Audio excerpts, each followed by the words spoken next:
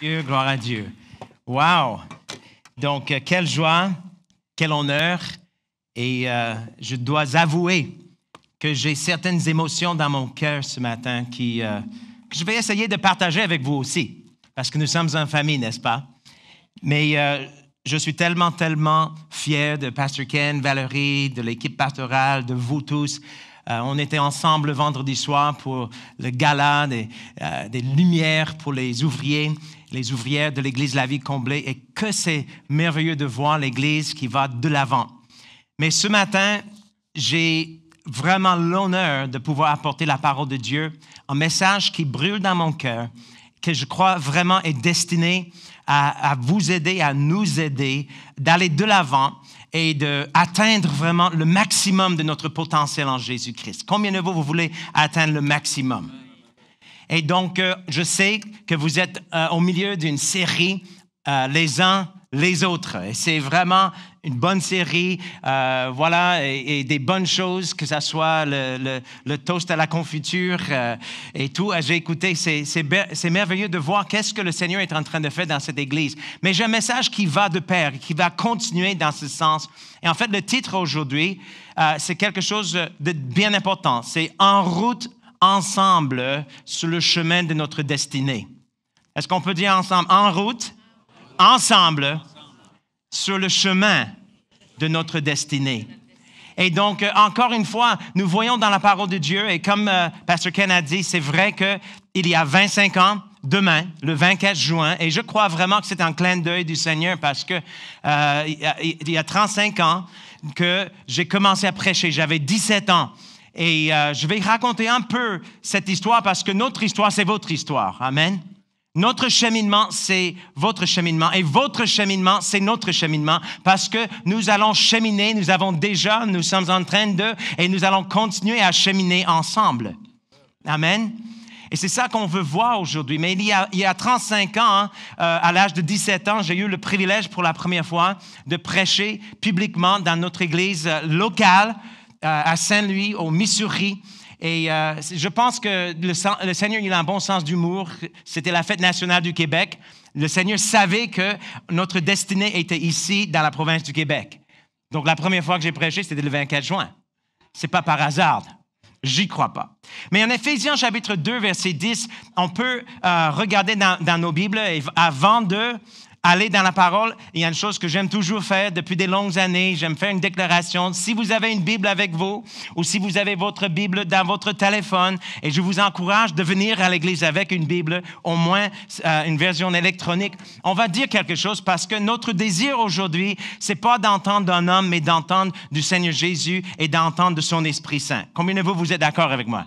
Donc, on va dire quelque chose parce que la Bible nous enseigne que ce qu'on dit avec sa bouche, en croyant du cœur, s'accomplira. Et on ne veut pas juste écouter un sermon, on veut vraiment recevoir la parole vivante de Dieu. Amen? Donc, on va dire ceci. Voici ma Bible. C'est la parole inspirée de Dieu. Je suis tout ce qu'elle dit que je suis. Et je possède tout ce qu'elle dit que je possède. Et je peux faire tout ce qu'elle dit que je peux faire. Je vais maintenant recevoir la semence incorruptible de la parole de Dieu. Et je ne serai jamais plus pareil, mais je serai changé, transformé de gloire en gloire à l'image de Jésus. Amen. Est-ce que vous êtes d'accord avec ça? Amen. Gloire à Dieu. Oui, vous pouvez applaudir si tu veux. Mais Éphésiens chapitre 2, verset 10, c'est vraiment un verset qui a parlé dans mon cœur depuis des longues années. Et on va le lire ensemble aujourd'hui. Éphésiens chapitre 2, verset 10, « Car nous sommes son ouvrage. Et on était créés en Jésus-Christ pour de bonnes œuvres. » OK? Est-ce qu'on va le dire ensemble? On peut dire, nous sommes son ouvrage, créés en Jésus-Christ pour des bonnes œuvres.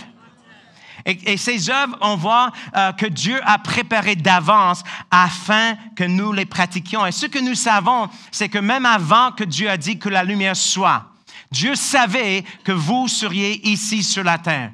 Il savait que je serais ici sur la terre. Il avait déjà un plan qui était déjà béni, un plan qui était déjà destiné à réussir. N'est-ce pas merveilleux? J'aime tellement, en fait, le même verset dans la parole vivante. C'est une version plus moderne et on peut lire encore ce verset et avoir un peu plus de lumière. Il dit, ce que nous sommes, nous le devons à Dieu. Il nous a recréés en Christ pour nous faire accomplir dans la communion avec lui les bonnes actions ou les bonnes œuvres qu'il a préparées depuis longtemps pour nous. Amen. Regarde quelqu'un à côté de toi et dis, Dieu a préparé des bonnes choses pour toi. Amen. Et puis regarde l'autre personne à l'autre côté et dis, Dieu a préparé des bonnes choses pour nous. Amen. Parce qu'on parle de nous aujourd'hui. On ne parle pas de moi, on ne parle pas juste de vous, on parle de nous aujourd'hui. Et c'est important. Et donc, il dit, depuis longtemps, voilà la vie conforme à la volonté de Dieu. Celle pour laquelle il a tout arrangé d'avance. Wow! Dieu a tout arrangé d'avance. Toutes les choses concernant notre vie, il a déjà un plan et dont tous les moindres détails sont déjà planifiés. Amen? Donc, on continue et il dit ceci, il a préparé notre chemin. Hein?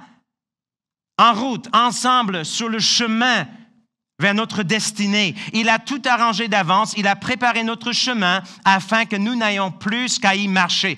Alors donc, que c'est merveilleux de savoir que nous sommes en route, nous sommes ensemble et nous sommes sur un chemin dont Dieu a fait toutes les préparations avant la fondation du monde. Amen. Mais faisons attention parce que ce que nous voyons dans la parole de Dieu, c'est qu'on ne se trouve pas automatiquement sur le chemin que Dieu a préparé avant la fondation du monde. Ce n'est pas une chose qui arrive par hasard. Il y a d'autres chemins qu'on peut prendre. En fait, la Bible dit qu'il y a des voies qui paraissent bonnes à l'homme, mais l'issue de ces voies et de ces chemins, c'est la mort. Et je m'en souviens d'avoir fait un peu du chemin sur le chemin de la mort et que je suis content d'avoir changé de chemin et de me trouver aujourd'hui sur le chemin de la vie. Combien de vous êtes contents d'être sur le chemin de la vie? Et nous sommes en route ensemble sur ce chemin. Et la chose que vraiment je veux mettre l'accent dessus aujourd'hui, c'est le suivant. Je l'ai mis sur l'écran. On ne peut jamais réaliser sa destinée tout seul. Il est impossible. Il est impossible de faire la volonté de Dieu, d'accomplir le plan de Dieu pour votre vie, de réaliser les projets que Dieu a formés sur vous avant la fondation du monde. Il est impossible, tout le monde dit impossible, de réaliser sa destinée tout seul. Dieu a choisi quelque chose. Il a choisi un véhicule. Et le véhicule que Dieu a choisi, il a choisi l'Église locale comme le véhicule pour nous y faire arriver et nous devons faire la route ensemble. En autre mot, bref, il est impossible d'atteindre le maximum de son potentiel en Jésus-Christ sans être bien attaché à une Église. Amen. Notre cheminement, c'est un cheminement qu'on fait ensemble avec nos frères et nos sœurs dans le contexte d'une Église. Et aujourd'hui, je voulais juste partager un peu. Comme je dis, pour nous, c'est une célébration de 35 ans de fidélité de Dieu depuis le jour que j'ai commencé à prêcher à l'âge de 17 ans. Mais dans ce cheminement, je peux réfléchir et je peux me rappeler de tous les moments et tous les temps où l'Église locale faisait partie intégrale de tout ce que je suis aujourd'hui, tout ce que je fais aujourd'hui et en fait tout ce que vous êtes et tout ce que vous faites qui compte pour le Seigneur. Amen. Combien de vous aimez l'Église? Vous devrez aimer l'Église parce que l'Église, c'est l'épouse de Jésus-Christ. Amen. Est-ce que vous aimez vos épouses, messieurs? Hein? Il faut, hein? Moi, j'aime ma femme. Mais le Seigneur Jésus aime son Église et ses enfants ont besoin d'aimer son Église également. Amen. Alors, et quand je pense à cela, parce que moi, j'ai grandi dans une famille, et je sais qu'il y en a ici qui ont connu mon histoire depuis des longues années, mais il y en a que peut-être n'ont jamais entendu. Mais je voulais raconter brièvement quelques grandes lignes de mon témoignage. Pourquoi? Parce que mon cheminement, c'est votre histoire aussi. Amen? Mais je suis venu au monde en 67 et je suis venu au monde dans une famille des non-croyants. Et en fait, ils étaient des gens qui fréquentaient à l'occasion une église traditionnelle. Et puis, à l'âge de 9 ans, mon père nous a quittés et a laissé ma mère seule avec mon frère et moi. Elle est tombée dans une grande dépression. Heureusement, son agent d'assurance a témoigné l'amour de Jésus-Christ. Elle est devenue chrétienne et j'ai vu le changement radical chez ma mère. Quelques mois plus tard, un jeune homme de 24 ans, qui était ami avec quelqu'un de mes grands-parents, en fait, le fils de mes amis de mes grands-parents, nous ont invités d'aller à l'église à Saint-Louis, en Missouri. J'avais à peine, même pas 10 ans. Mon frère avait 13 ans. Ma mère était dans les trentaines. Et nous sommes arrivés pour la première fois dans une église qui aimait Jésus, qui aimait la parole de Dieu, qui savait comment adorer. Et pour moi, c'était un choc total. J'avais jamais vu une chose comme ça. Mais c'était l'église de Jésus-Christ. Et je m'en souviens, la première journée que j'étais dans une classe de dimanche, à l'âge de 9 ans. Et je m'en souviens encore aujourd'hui de Dana Beaulieu et de Joy Moempa, les deux femmes qui étaient à la classe de dimanche et qui nous ont accueillis. Et j'ai ressenti l'amour de Dieu comme j'avais jamais ressenti de ma vie. Amen. Et il y a une de ces femmes qui est au Seigneur et l'autre, nous sommes encore en contact aujourd'hui. Amen. Laisse-moi vous dire, si vous êtes avec les enfants dans la pouponnière, dans le moniteur, dans les classes du dimanche, vous avez une occasion de faire un impact dans la vie de quelqu'un, que ça va aller loin. Amen? On parle de l'Église aujourd'hui. On parle du fait que nous sommes ensemble, en route ensemble sur le chemin vers notre destinée. On ne peut pas faire cette route tout seul. On ne peut jamais arriver tout seul. On a besoin les uns les autres. Amen? Mais je m'en souviens, à l'âge de 10 ans, j'ai donné ma vie à Jésus-Christ et j'étais sauvé, j'étais content. Ma vie a été changée parce que moi aussi, j'étais dans une dépression. Et c'était vraiment, je ne vais pas aller en détail, mais à l'âge de 10 ans, j'ai donné ma vie à Jésus. Malheureusement, je n'ai pas pris le temps de renouveler mon intelligence. Malheureusement, je n'ai pas marché avec le Seigneur comme j'ai dû. Et donc, j'avais une vie chrétienne yo-yo, des hauts et des bas. C'était une montagne russe jusqu'à l'âge de 15 ans. Et j'ai pris une mauvaise décision d'emprunter un chemin qui mène à la mort et de faire des choses stupides. Et je commençais à m'éloigner du Seigneur. Jusqu'au jour où j'étais aussi impliqué dans le journalisme à l'école secondaire. Et on avait un groupe de personnes qui étaient dans un hôtel pour une conférence. Et on s'est fait pogner. On faisait un party avec la bière et tout le kit. Et tout le monde était expulsé de l'école pendant une semaine. Et j'étais tellement content d'avoir une semaine de congé. Mais rendu au milieu de la semaine, quelque chose s'est passé. La tristesse qui mène à la repentance est venue sur moi vers l'heure de minuit. J'étais tout seul sur le divan et je n'ai pas prié, mais je me suis couché. Et pendant la nuit, le Seigneur m'a rencontré. Le psaume 127.3 dit que le Seigneur donne à ses bien-aimés même pendant qu'ils dorment. Et le lendemain, je me suis réveillé et je suis allé dans le salon tout seul et j'ai été baptisé du Saint-Esprit. Amen. Je parlais une autre langue et j'étais baptisé du Saint-Esprit. J'ai pris une décision. Je ne vais jamais plus avoir un pied dans l'Église et un pied dans le monde. Je vais aller 2 pieds dans l'Église et 2 pieds dans le royaume de Dieu. Je vais retourner à l'école et je vais partager ma foi avec tout le monde. C'est ça que j'ai commencé à faire. Les gens commençaient à poser des questions. Mais qu'est-ce que tu fais là? Est-ce que tu vas être un prédicateur ou en anglais, ils disent, Are you going to be a minister? Ma réponse est non, tout le monde doit être un ministre. Moi, je voulais toujours être journaliste, mais Dieu avait d'autres plans, d'autres projets. Et en fait, c'était juin, en fait, il y a 35 ans, le mois de juin, c'était le 11 juin, le 10 ou le 11 juin, on était dans une conférence pour les journalistes, un peu le même genre où j'avais été pris avec la bière, mais dans un autre campus. Je ne voulais pas y aller. Pourquoi je ne voulais pas y aller? parce que j'avais des mauvais souvenirs de mon temps dans le monde, des choses stupides que j'avais faites, des bêtises que j'avais faites. Et j'ai dit à mon professeur, je ne veux pas aller. Elle a dit, mais si tu n'y vas pas, tu ne peux pas être rédacteur en chef du journal l'année prochaine. Et elle était chrétienne, heureusement. Et j'ai dit, bon, mais moi, je vais prier. Je m'en souviens d'avoir fléchi les genoux, jeune homme de 17 ans, devant mon lit dans ma chambre. Et donc, je priais, Seigneur, qu'est-ce que tu veux que je fasse? Et le Seigneur a dit, vas-y. Et j'ai dit, OK, Seigneur, je vais aller, mais à la condition que je suis en mission, je vais faire une seule chose, je vais aller et prêcher l'Évangile à tout le monde.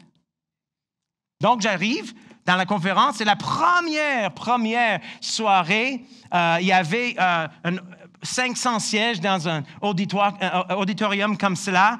Et donc, j'étais au fond de la salle avec quelques amis. Et donc, un monsieur qui parle en avant. Et tout d'un coup, il y a cette jolie fille qui monte sur l'estrade et qui commence à prendre des photos. La plus belle fille que j'ai jamais vue de ma vie. Et j'ai dit, non, ça c'est une distraction. Je veux rien savoir. Arrière de moi, Satan. Je suis là pour prêcher. Je ne suis pas là pour tomber en amour. Elle n'est certainement pas chrétienne. Mais, longue histoire, bref, c'était cette jolie fille ici. Et j'ai su par la suite que, elle est chrétienne, ça change un peu les données, hein? Ça change un peu, ça change tout. Et donc, mais on échangeait les numéros. Et qu'est-ce qui est drôle, c'est qu'elle habitait à 150 000 plus au sud de Saint-Louis, où j'habitais. Mais elle avait planifié la semaine suivante, la fin de semaine du 23 et 24, de venir à Saint-Louis et d'assister à un concert chrétien avec une artiste chrétienne qui s'appelait Amy Grant. Et donc, elle voulait assister. Et le groupe de jeunesse dont je faisais partie de mon église allait assister aussi. C'était au Six Flags, comme La Ronde. Même compagnie qui est propriétaire de La Ronde, mais à Saint-Louis. Peut-être on va se voir. Alors, je suis parti dans la semaine avec un ami, le même jeune homme de 24 ans qui m'a invité à l'église. Quelques ans plus tard, il est allé à l'école biblique Raymond. Et après Raymond, il m'a invité, quand il voyait en moi l'appel de Dieu, je l'accompagnais et je m'occupais de sa table de livres et des choses comme ça dans le ministère d'aide. Et j'étais parti dans un autre état, mais ma femme future essayait d'appeler toute la semaine. Et finalement, elle me rejoint et elle a dit, ben tu sais, moi, j'ai toujours été dans une bonne église. Tout le monde dit église. On parle de l'église aujourd'hui. Elle a grandi dans l'Église. Elle est sauvée depuis l'âge de 8 ans. Ses parents ont été des personnes qui ont toujours été fidèles à l'Église. Elle a dit, bon, mais écoute, je suis une bonne fille baptiste, donc c'est dimanche, il faut que j'aille à l'Église quelque part. Est-ce que je peux venir te visiter à ton Église? Elle dit, ben oui, tu peux venir. Qu'est-ce qu'elle ne savait pas? C'était la première fois que j'allais prêcher de toute ma vie. Donc, la première fois que j'ai prêché, dans le public, elle était assise sur le premier banc et laisse-moi vous dire, ça, ce n'était pas un hasard. Amen? On parle du fait que nous sommes son ouvrage créé en Jésus-Christ pour des bonnes œuvres que Dieu a préparées d'avance. Amen? Et donc, 1 an plus tard, on s'est mariés. À l'âge de 18 ans. Bien trop jeune, les gens disent, hein? Oui, on a entendu toutes les statistiques. 99% des gens qui se marient avant l'âge de 19 ans, ils vont se divorcer dans 2 ans. Mais on avait un pasteur qui croyait en nous. On avait des parents chrétiens qui croyaient en nous. On avait des personnes dans notre église qui croyaient en nous. Amen. Ils nous ont encouragés. Et donc, on s'est mariés 1 an plus tard et on est allé tout de suite à l'école biblique Raymond en Oklahoma. Et pendant qu'on était là, la 2e année, le Seigneur commençait à nous parler du monde francophone. Ma femme m'a acheté une Bible dans la langue française. Et j'essayais d'écouter les cassettes en français. C'était pénible. Après 1 heure d'écoute, j'ai remarqué, j'ai entendu le mot oui, ça je reconnais. C'était pénible, c'était difficile. Mais on était là et on savait que le Seigneur nous a appelés à la francophonie. Et donc, en fait, presque tout le monde ici sait qu'est-ce que je faisais en 1989, le mois de novembre. Qu'est-ce que je faisais? Je faisais la balayeuse. En train de faire le ménage au Missouri et je priais en autre langue, je chantais en autre langue. Et tout d'un coup, le Saint-Esprit a dit, je veux que tu commences à prier pour le Québec, je veux que tu pries pour le peuple québécois. Et ça, c'est vous. Je connaissais personne ici. J'avais jamais mis mon pied ici. C'était un mystère. Mais la parole de Dieu dit que quand on prie en langue, on dit des mystères à Dieu. Amen. C'était complètement mystérieux. On ne savait pas du tout pourquoi on allait faire cela. Mais Dieu avait un plan. Amen. Il nous a indiqué d'aller en France en 92 pendant 2 ans, mais avec l'idée de éventuellement arriver au Québec. On voulait partir une église à Montréal. On a même écrit des lettres à nos partenaires de prière et qu'on allait commencer une église à Montréal. Mais plus on priait, plus le Seigneur interrompait nos plans, nos projets, qu'est-ce qu'on pensait avec ses plans et ses projets qu'il a planifiés avant la fondation du monde. Et c'était Drummondville, Drummondville, Drummondville, Drummondville. Et je ne comprenais pas du tout pourquoi Drummondville. Je ne savais pas et je ne comprenais pas que c'est le cœur du Québec. Je ne connaissais pas la géographie de la province Québec. Mais maintenant, je vois la sagesse de Dieu. Amen.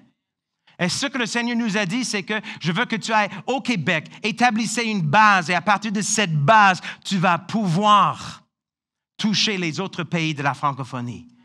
Avec une vision d'une église qui va faire un impact dans la ville de Drummondville, dans la province du Québec, dans la francophonie et même au-delà. Amen. Mais pourquoi est-ce que nous sommes arrivés là? C'est parce que je ne suis pas arrivé ici tout seul. Je suis arrivé parce que Donna Case et Joy Mohampa nous ont bien reçus à l'école de dimanche quand j'avais 10 ans. C'est parce que j'avais une église qui aimait Dieu et qui aimait la parole et qui nous encourageait. J'avais une église aussi qui aimait le monde et qui avait une vision pour les missions. Et notre église avait une conférence internationale à chaque année où on levait les fonds pour envoyer les missionnaires dans les autres pays. Et donc, ça faisait partie de notre culture, notre ADN. Donc, j'avais, comme un jeune homme, la vision du monde à cause de notre église. Amen. Nous sommes ensemble, en route vers notre destinée, sur le chemin que Dieu a préparé pour nous avant la fondation du monde. Quand vous êtes arrivés dans cette église, ce n'est pas juste pour vous que vous êtes arrivés dans cette église. Vous êtes arrivés dans cette église pour contribuer à l'accomplissement du plan de Dieu qui est beaucoup plus grand que vous. Amen. Quand je suis arrivé comme un jeune homme de 10 ans dans mon église, je suis arrivé pas juste pour moi, mais c'est parce que Dieu voulait vous toucher. En fait, quand Dieu m'a parlé en passant la balayeuse, c'était pas pour moi et mon épouse et pour nos enfants futurs, c'était pour vous et pour les gens que vous allez toucher à travers vos vies et vos ministères aussi. Amen. En 90, on était dans un temps de louange et à l'école biblique, dans une grande conférence, 3000 personnes. Et c'est juste quelques mois après que le Seigneur m'a dit de prier pour le Québec. Et donc, il est venu dans mon cœur un jour, il faut commencer un centre de formation biblique Réma au Québec. Ça n'avait aucun sens parce qu'il ne faisait pas d'autres écoles à l'époque. Maintenant, il y a 250 campus dans 51 pays, 80 000 diplômés. À cette époque, il n'y en avait pas. Mais Dieu m'a parlé et 17 ans plus tard, c'est devenu une réalité. Amen. Et donc, 18 ans plus tard, Ken Mavou m'a appelé. Il voulait s'informer pour comment est-ce que ça peut marcher pour l'école biblique et tout cela. Ginette qui est ici et Céline qui est ici. On a d'autres dans la salle qui ont fait Réma, mais il est venu à Réma. Et ça, c'est une chose que le Seigneur m'avait montré dans un temps de louange. Amen. 18 ans avant. On parle de quelque chose d'important aujourd'hui.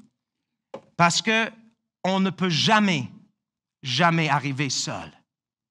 Et si on peut regarder en Hébreux chapitre 10, verset 23, il y a un passage, alléluia, il y a un passage que nous allons lire et qui va nous montrer en fait comment vous et moi, comment nous en tant qu'Église, comment on peut s'aider, s'entraider, comment on peut les uns les autres être une source de bénédiction et d'encouragement pour qu'on puisse arriver à notre destinée ensemble dans la joie et dans la victoire. Est-ce que ça vous intéresse? Je sais que je partage des histoires aujourd'hui, mais il faut me supporter un peu. Mais pour moi, c'est une journée importante parce que je vois la fidélité de Dieu et je vous vois aujourd'hui le temps de louange, d'adoration. Je dis, wow, Seigneur, tu es bon, tu es fidèle.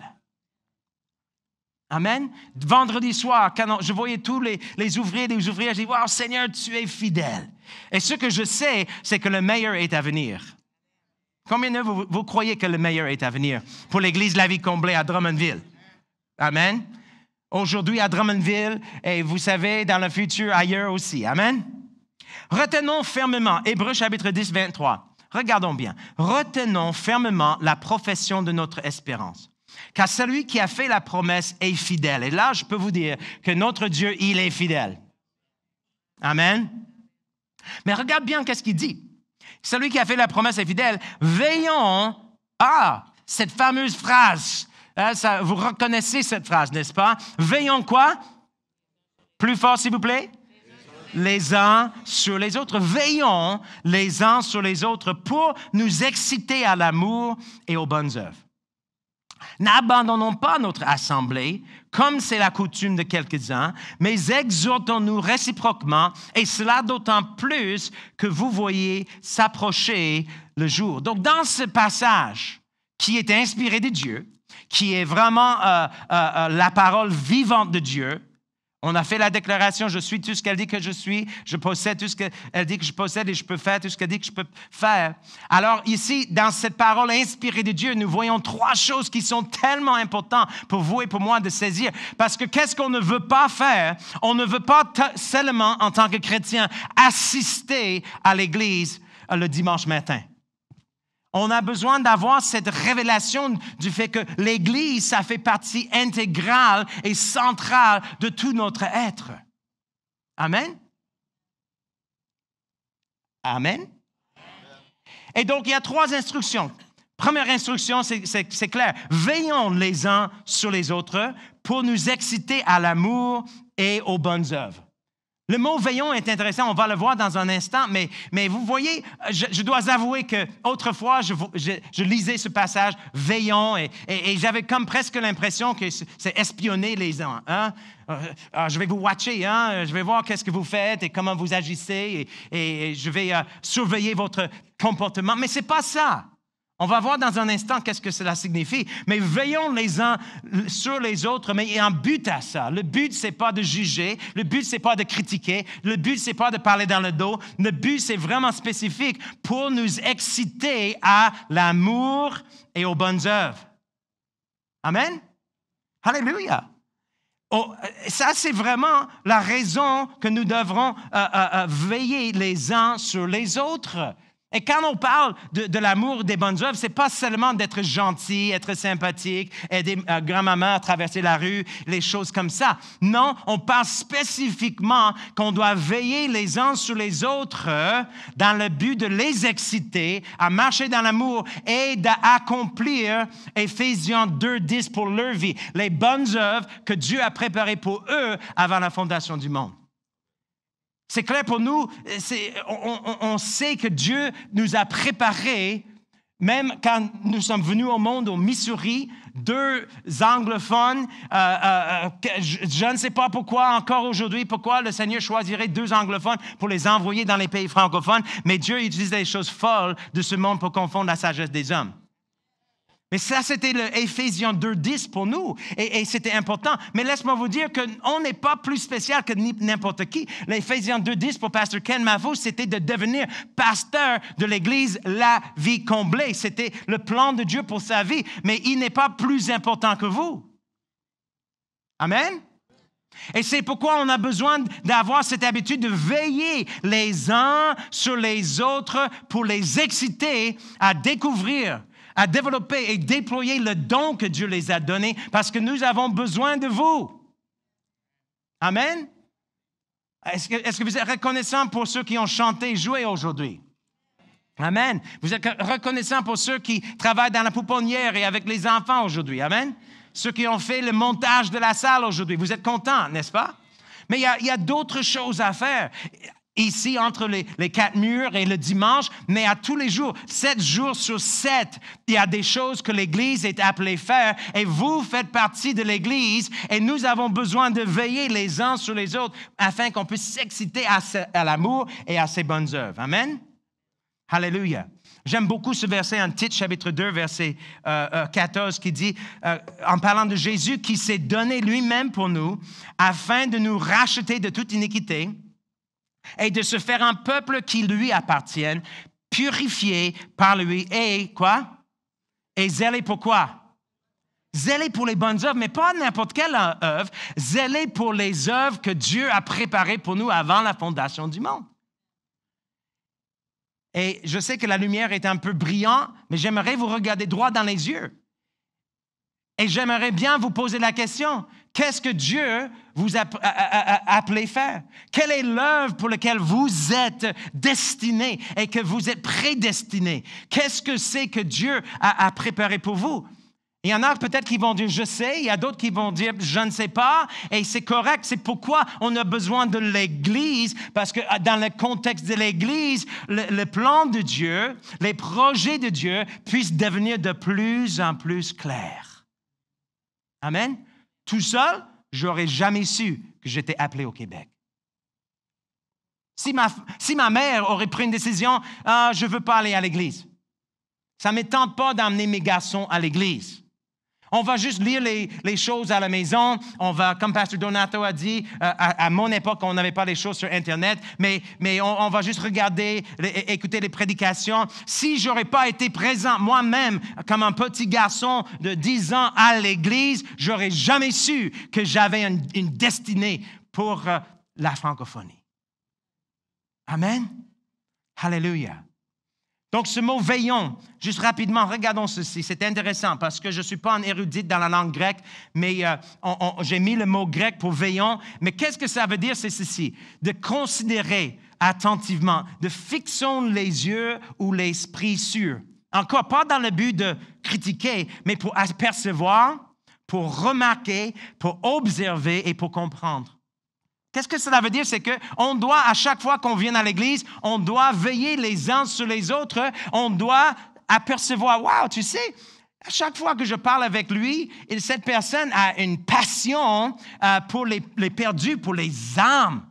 Et ça, c'est des choses, je dois l'exciter à continuer dans l'évangélisation. Il y a d'autres qui ont une passion pour l'enseignement, d'autres qui ont une passion pour aider les pauvres. Il y a d'autres qui ont une passion pour la musique.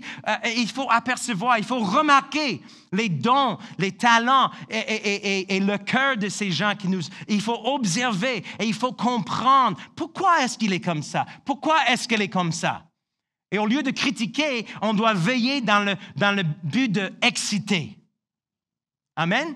Et le mot « exciter », ça veut dire d'inciter, être instigateur, de donner une excitation. Mais qu'est-ce qui est intéressant, c'est que même des fois, dans différents contextes, ça veut dire de irritation. Des fois, on peut encourager quelqu'un jusqu'au point où ils sont irrités. « Laisse-moi tranquille. » Tu sais, je te vois vraiment en train de faire telle chose. Je te vois vraiment en train... Et je vois Céline en train de rire. Parce que Céline... Je vais l'embarrasser, hein? Mais je m'en souviens le jour que Céline et Daniel sont arrivés à l'église de la Vie Comblée. On était à la Poudrière. Et, est-ce que je peux le dire? Elle était un peu sauvage, hein? Oui. Elle se sauvait presque à la fin de... Je sais pourquoi. Tu riais, donc tu me donnes le droit. Hein? Donc... à chaque fois que le culte était terminé, elle se sauvait.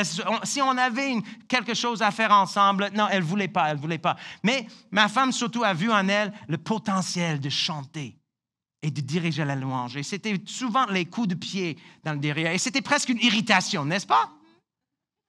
Mais pendant des longues années, elle a dirigé la louange ici. Amen? Et donc, mais c'est ça, quand la Bible dit de veillons les uns sur les autres, c'est dans ce but-là, de voir le potentiel. Hein? Et je peux raconter beaucoup d'histoires des gens que je vois dans la salle. Et je pense à ce jeune homme ici, quand il est arrivé à la Vie Comblée, et j'ai aperçu quelque chose. J'ai remarqué quelque chose qui était de Dieu en lui. Et j'ai compris quelque chose. Dieu a un plan pour lui. Et donc, c'est dans ce sens-là qu'on doit veiller les uns sur les autres pour qu'on puisse exciter les autres, instiguer, si tu veux. Que je suis content qu'il y avait des personnes dans mon église. Pourquoi est-ce que j'ai prêché à l'âge de 17 ans? Parce qu'il y avait notre leader de jeunesse demandait à notre pasteur, est-ce qu'il peut le faire? Parce qu'il a remarqué quelque chose. Amen? Je m'en souviens de jeune homme de 24 ans qui m'a amené à l'église pour la première fois. Il voyait quelque chose. En fait, il m'a dit, tu dois aller à l'école biblique à Réma. Tu dois t'asseoir sous la parole de Dieu et être formé. Et donc, il a vu quelque chose et il a instigé une conversation. Il m'a incité à aller à l'école biblique. Amen? Alléluia. Je m'en souviens, un jeune pasteur dans l'église baptiste où ma femme était membre. Et là, j'arrive parce qu'on se fréquentait pendant 1 an. On faisait une fin de semaine sur 2. On était à Saint-Louis ou à Bertrand. Et le pasteur là-bas a remarqué quelque chose et m'invitait prêcher régulièrement le dimanche soir. Peux-tu amener la parole? Quand il était absent, est-ce que tu peux venir prêcher? Et que je suis reconnaissant pour les gens qui ont veillé et qui ont remarqué et qui ont constaté l'appel de Dieu. Sans l'Église, je ne serais pas là aujourd'hui. Amen? Donc ça, c'est la première chose. Veillons les uns sur les autres. Deuxième chose, n'abandonnons pas notre assemblée. Wow! Comme c'est la coutume de quelques-uns. N'abandonnons pas notre assemblée. Laisse-moi vous dire que je suis content parce que je suis arrivé à cette église au Missouri à l'âge de 10 ans. Et j'étais fidèlement membre de cette église pendant 25 ans, jusqu'au jour où il y avait vraiment complètement un changement, nouveau pasteur, nouvelle vision, et ils ont comme reparti une nouvelle église. Et le Seigneur a dit, c'est plus ton église. Et maintenant, mon pasteur, c'est pasteur Hagin en Oklahoma. Mais pendant tous ces 25 ans, on était fidèles à la même église. Même quand nous sommes partis comme missionnaires, on avait les anciens de l'Église qui nous imposaient les mains, qui nous envoyaient pour venir ici au Québec et qui priaient régulièrement pour nous et qui donnaient même pour qu'on puisse être là parce qu'on n'avait pas autre moyen. Que je suis reconnaissant pour l'Église aujourd'hui. Amen. Que je suis reconnaissant. Mais est-ce que je peux vous dire quelque chose? On a passé, l'Église, c'est comme une famille. Et avec une famille, on a des hauts et des bas. Des fois, c'est difficile. Et des fois, on a envie de partir. Des fois, ça ne nous tente plus de rester. Est-ce que vous savez de quoi je parle? Hein? Et je m'en souviens surtout d'une époque où il y avait une période difficile dans notre assemblée. On passait par des moments difficiles. Et notre église, c'est une bonne église avec une bonne influence dans la ville. C'était une grande église avec un bon bâtiment et tout. C'était bien connu. Mais il y avait une autre église dans notre ville qui était comme une méga église. Et donc, plusieurs personnes commençaient à partir, y aller, dire « Oh, c'est merveilleux, c'est génial. Oh, tu devrais... » Et il y avait beaucoup de gens qui tiraient sur nous pour « Hey, il faut aller. » Et tu sais quoi? C'était une tentation pour nous parce que, oui, justement, on passait par des moments difficiles. Mais on a dit, tu sais quoi? Le Seigneur nous a plantés là. On va rester là. Et que je suis content parce que quand nous sommes partis justement pour la France et pour le Québec, je savais qui était mon pasteur. Je savais à qui je pourrais avoir appel. Je savais que j'avais Donna Beaulieu. Et j'ai des larmes aux yeux quand je dis ça parce que je l'aime. Elle s'occupait de tout pour nous, pour notre ministère. C'était le secrétaire de l'Église aussi. Et c'est Dana et tous les autres membres de notre famille spirituelle qui priaient et qui nous soutenaient quand on passait par des moments difficiles, quand les médecins disaient que le bébé, notre deuxième, était mort dans le ventre de sa mère et que c'était une fausse couche. Et ils priaient. Et gloire à Dieu, il est bien vivant aujourd'hui et papa de notre petite fille que tu as vue. Amen. Mais c'est l'Église. C'est l'Église de Jésus-Christ. Et c'est pourquoi je suis fort. Et tu peux demander à ceux qui sont là depuis 20-24 ans, je suis fort là-dessus. Soyons fidèles. Soyons fidèles les uns. Est-ce que Dieu peut vous demander de changer l'Église? Oui, absolument. Et si Dieu vous demande de le faire, on va vous bénir à votre départ. Amen. On a une bonne histoire de cela. Amen. On va vous bénir à votre départ parce que, écoute, mais ce que je sais, on ne peut pas faire la volonté de Dieu tout seul. On a besoin de l'Église locale, mais je vais oser dire qu'on a besoin des églises locales. On n'a pas juste la vie comblée à Drummondville. On a besoin d'autres églises aussi. Amen. On a 100 000 habitants dans cette ville. Alléluia. Il y a de la place. Est-ce que vous êtes d'accord avec moi? Mais la parole dit, n'abandonnons pas notre assemblée comme c'est la coutume de plusieurs. Et regardons bien, il y a un autre verset que j'ai mis ici, qu'il y a tellement, tellement bon. Alléluia. J'ai perdu ma place là. N'abandonnons pas notre assemblée comme c'est la coutume de quelques-uns. Éphésiens 4, 16 dit ceci, c'est par lui que toutes les parties du corps tiennent ensemble et sont unies. Beaucoup d'articulations servent à unir le corps quand chaque partie du corps fait son travail.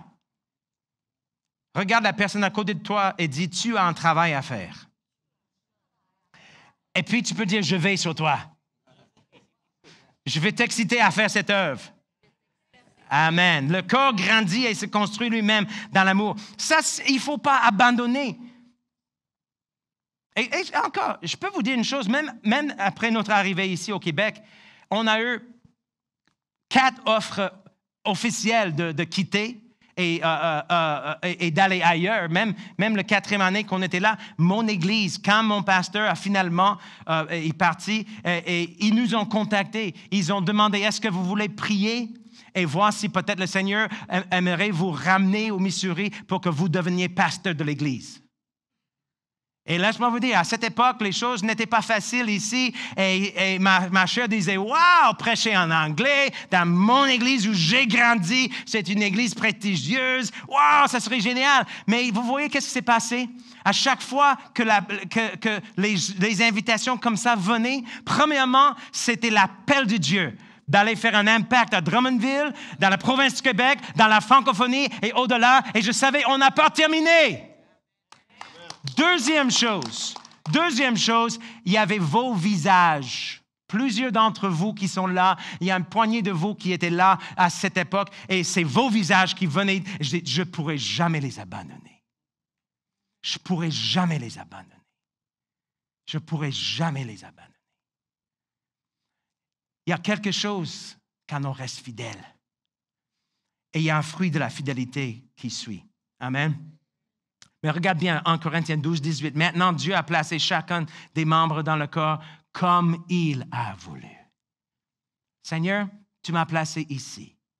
C'est là où je veux rester. Si tu veux que je vais ailleurs, c'est correct. Encore, vous appartenez à Jésus-Christ. Amen. Et personne devrait avoir un sentiment comme nous, on n'a pas eu le sentiment d'être obligé de rester dans notre église à Saint-Louis, mais on savait dans notre cœur, on était libre de choisir. Mais si on aurait choisi l'autre option plus facile, je sais que je ne serais pas là aujourd'hui. Amen. Donc, troisième chose, exhortons-nous réciproquement. Exhortons-nous. Hein? Regarde quelqu'un d'autre, dit, je vais vous exhorter. Et cela d'autant plus que vous voyez s'approcher le jour. Quel jour? Le jour du Seigneur Jésus, quand il va revenir. Est-ce que vous savez que Jésus revient? Mais avant qu'il revienne, Jésus a dit qu'il y aura des guerres, des rumeurs de guerre, il y aura toutes sortes de choses, mais il a dit, cette bonne nouvelle du royaume sera prêchée dans toutes les nations et ensuite viendra la fin. Amen? Donc, plus on voit le jour s'approcher, plus on doit s'approcher les uns les autres, plus on doit veiller les uns sur les autres, plus on doit être fidèles les uns les autres, plus on doit s'exhorter les uns les autres. Amen? Parce que moi, je sais que le meilleur est à venir. Le meilleur est à venir pour cette église locale à Drummondville, pour les autres églises qui vont être implantées. Le meilleur est à venir pour tous ceux qui vont être formés dans les centres de formation Réma, ici au Québec et ailleurs. Alléluia. Et cette vision s'accomplit. Alléluia. Prie pour nous parce que Tania et moi, on part le 2 juillet pour le Congo. Et Pasteur Mafou est jaloux. Prochaine fois, je l'amène avec moi. Amen. Mais c'est juste pour dire que les choses que le Seigneur nous montrait il y a tant d'années, ça se réalise. Amen. Et déjà, on a des portes ouvertes au Gabon, au Congo, au Bénin, et des centaines. On va rencontrer entre 500 et 700 pasteurs qui veulent avoir Réma au Congo même. Et on va voir comment le Seigneur va organiser tout cela. Mais c'est juste pour dire que c'est l'Église locale qui est la base pour tout cela. Sans l'Église, tout cela n'existe pas. Amen. Et cela d'autant plus que vous voyez s'approcher le jour. Et donc, on va juste lire 2 autres passages rapidement. Mais exhortez-vous les uns les autres chaque jour. Tout le monde dit chaque jour. Aussi longtemps qu'on peut dire aujourd'hui, afin qu'aucun de vous ne s'endurcisse pas par la séduction du péché. Alors, qu'est-ce que je trouve intéressant?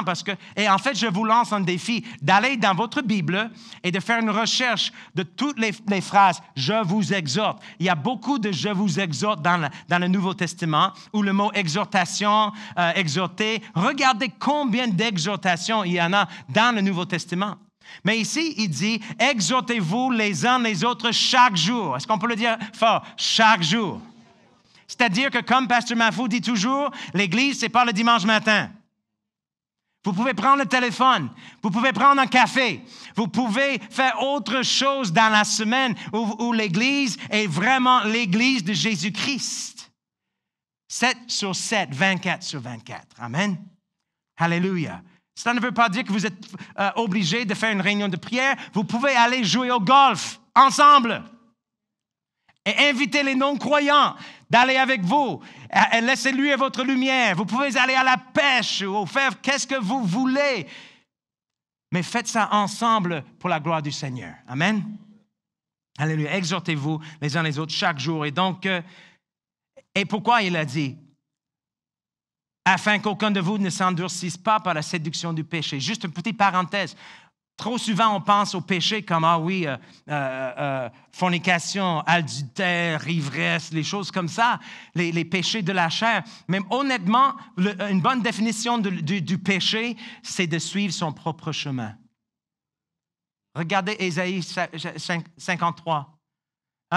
Les brebis qui suivent leur propre chemin, ils ont besoin de revenir sur le chemin du berger.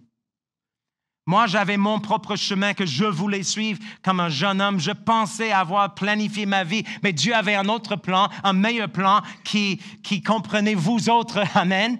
Et donc, que je suis content. Donc, pour moi, un péché, c'est pas juste faire les choses classiques de fornication, adultère, etc., mais tout ce qui nous éloigne d'Éphésiens 2:10, c'est un péché. Amen. Tout ce qui nous éloigne des plans que Dieu a planifiés pour nous avant la fondation du monde. Et donc, finalement, dernier verset, Paul dit ceci, « Chers frères, je suis fermement persuadé que vous êtes dans la bonne disposition, remplis d'une pleine connaissance, parfaitement capables de vous aider les uns les autres à marcher sur quoi?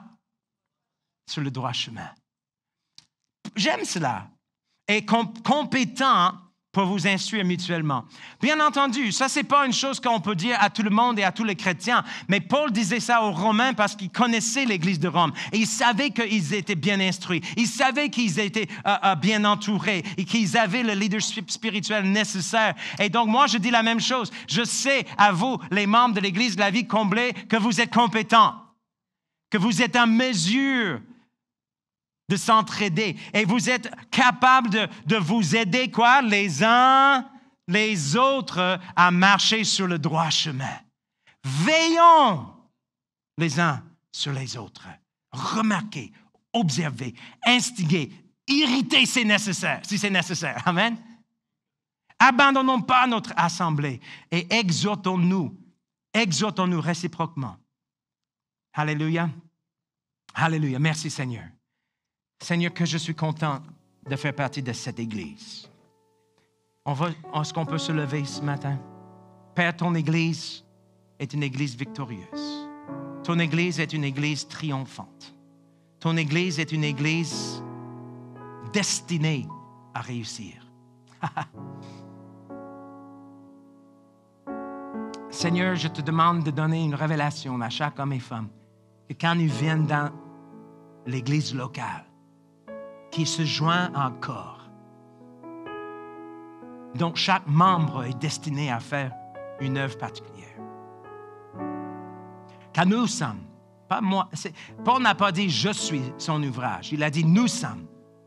Nous sommes son ouvrage. Et on a été créés en Jésus-Christ pour des bonnes œuvres que Dieu a préparées d'avance. Je ferme mes yeux un instant, réfléchissons. Alléluia. Dieu a placé chacun dans le corps comme il a voulu. Père, ma prière, premièrement, c'est que chaque personne ici présente puisse avoir la conviction, la certitude d'être dans ton corps, d'être dans l'Église universelle. La seule et l'unique façon d'être dans l'Église universelle, Seigneur, c'est de confesser que Jésus est Seigneur et de croire dans le cœur qu'il est ressuscité des morts. Et ensuite, Seigneur, pour ceux et celles qui savent qu'ils sont en Christ et qui sont déjà nés de nouveau et qui ont déjà la vie éternelle, qu'ils ont reçu comme un cadeau, comme un don gratuit. Ma prière pour eux, c'est qu'ils puissent avoir la conviction qu'ils sont là où tu les as placés. Et une fois qu'ils ont cette conviction, qu'ils puissent, Seigneur, prendre comme un devoir de veiller les uns sur les autres, de ne pas abandonner son assemblée et de s'exhorter mutuellement et réciproquement. Père, au nom de Jésus, je prie pour l'Église, la vie comblée. Cette Église qui est destinée à faire un impact dans cette ville, dans cette province, dans toute la francophonie et au-delà. Je prie, Seigneur, spécifiquement pour Pasteur Ken et Valérie. Je te remercie pour eux, pour leur fidélité. Je te remercie, Seigneur, pour leur cœur de vouloir donner leur vie. Le bon berger donne sa vie pour les brebis. Seigneur, je prie pour eux parce qu'ils donnent leur vie. Et Seigneur, je te remercie que cette œuvre, ce n'est pas une œuvre d'un pasteur. C'est une œuvre d'un corps. Et Seigneur, qu'on puisse tous suivre l'exemple du bon berger, qu'on puisse tous, chacun et chacune, Seigneur, qu'on soit prêts à se donner, esprit, âme et corps, pour l'œuvre de ton Église, Seigneur. Au nom de Jésus. Et Seigneur, je veux prier, et juste avant de terminer, une chose que je fais à tous les dimanches, que peu importe où que je sois dans le monde, je ne laisse jamais une occasion de donner une invitation. Si vous êtes là ce matin et si vous êtes honnête avec vous-même et honnête avec Dieu, si vous n'avez pas encore cette conviction que vous êtes enfant de Dieu, que vous êtes dans le corps de Christ, si vous n'avez pas l'assurance que si aujourd'hui c'était ta dernière journée sur la terre, si en quittant l'Église, tu prends ton dernier souffle et ton esprit quitte ton corps, est-ce que tu as l'assurance à 100% que tu vas passer l'éternité avec Jésus? La bonne nouvelle, c'est que la Bible dit que tous ont péché, sont privés de la gloire de Dieu. Mais Dieu a prouvé son amour en ce que quand nous étions encore des pécheurs, Christ est mort pour nous. Car le salaire du péché, c'est la mort. Mais le don gratuit de Dieu, c'est la vie éternelle en Jésus-Christ. Et la Bible dit tout simplement que si tu confesses de ta bouche le Seigneur Jésus, et si tu crois dans ton cœur que Dieu l'a ressuscité des morts, que tu seras sauvé. Donc, je vais compter à 3. Et si vous êtes là et vous n'avez pas encore cette assurance, cette conviction que vous êtes en Christ et que vous avez vos péchés pardonnés, une place réservée pour vous au ciel, je vais compter à 3. Je vais juste vous demander de lever la main. Je vais prier pour vous. Est-ce qu'il y a quelqu'un qui veut savoir sans aucun doute aujourd'hui que vous êtes sauvé, que vous êtes enfant de Dieu, que vous avez une place réservée pour vous au ciel? Si c'est le cas, juste levez la main sur 3. 1, 2, 3. Quelqu'un? Alléluia. Sinon, est-ce qu'on peut tous prier cette prière? Père Céleste, je te remercie que nous sommes ensemble, en route, sur le chemin vers notre destinée. Je te remercie pour le privilège de faire partie d'une église locale. Je te remercie pour ton église. Je vais veiller sur mes frères et mes sœurs. Je vais remarquer, observer, instiguer pour qu'ils puissent être excités à faire les bonnes œuvres que tu as préparé pour eux avant la fondation du monde. Je prends une décision de ne pas abandonner mon assemblée, mais d'exhorter mes frères et mes sœurs au nom précieux de Jésus. Amen. Que le Seigneur vous bénisse.